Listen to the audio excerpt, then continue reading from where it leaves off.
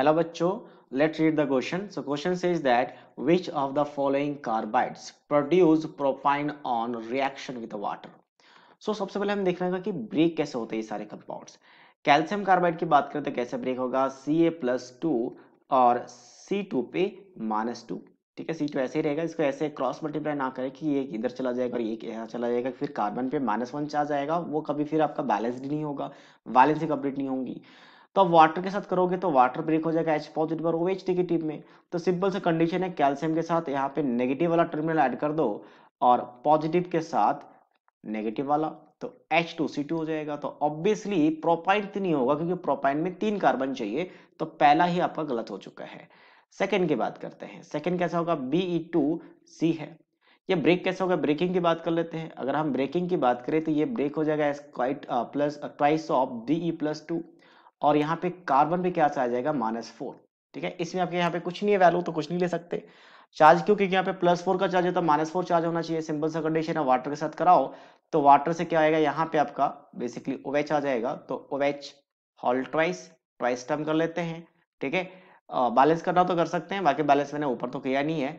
और यहाँ पे अगर हम बात करें क्या आएगा, 4 हाइड्रोजन आ जाएगा, तो क्या हो जाएगा, CH4 बन जाएगा, तो यानी कि मीथेन बन गया। तो ये भी आपका ऑप्शन सही नहीं है। थर्ड हम बात करते हैं, थर्ड कैसा ब्रेक होगा।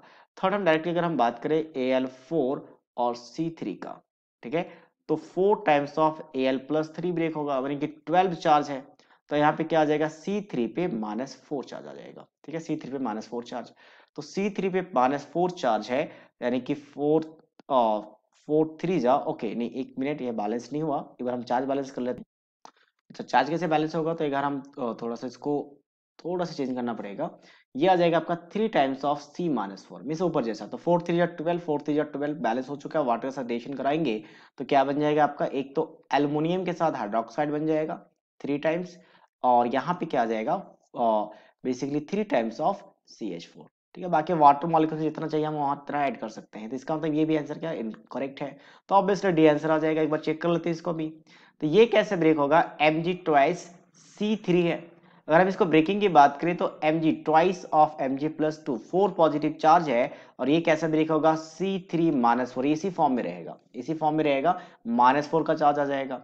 और अगर -4 का चार्ज है तो इसका मतलब हम इसको क्या लिख सकते हैं, वाटर के साथ रिएक्शन करवा के ये तीनों एक साथ कंबाइंड है, तो Mg के साथ OH आ जाएगा। बैलेंसिंग मैं पूरा लिख नहीं रहा हूँ, बैलेंसिंग आप देख सकते हैं, आराम से हो जाएगा। तो बचा कि आपके पास 4 हाइड्रोजन, तो 4 हाइड्रोजन मतलब C3H4। तो C3H4 का 2 अरेंजमेंट हो सकता है। अगर अरेंजमेंट देखें तो एक तो आपका हो सकता है C2H double bond C double bond C H2, but ये आपका प्रोपाइन नहीं होगा। तो एक और बना सकते हैं हम लोग, HC ट्रिपल बॉन्ड C और CH3, तो ये क्या हो जाएगा, प्रोपाइन। मतलब ये वाला अरेंजमेंट लेना पड़ेगा आपको ताकि ये प्रोपाइन बन जाए। तो इसका मतलब क्या हो जाएगा, इस क्वेश्चन का answer option D. So I hope you understood it well. All the best.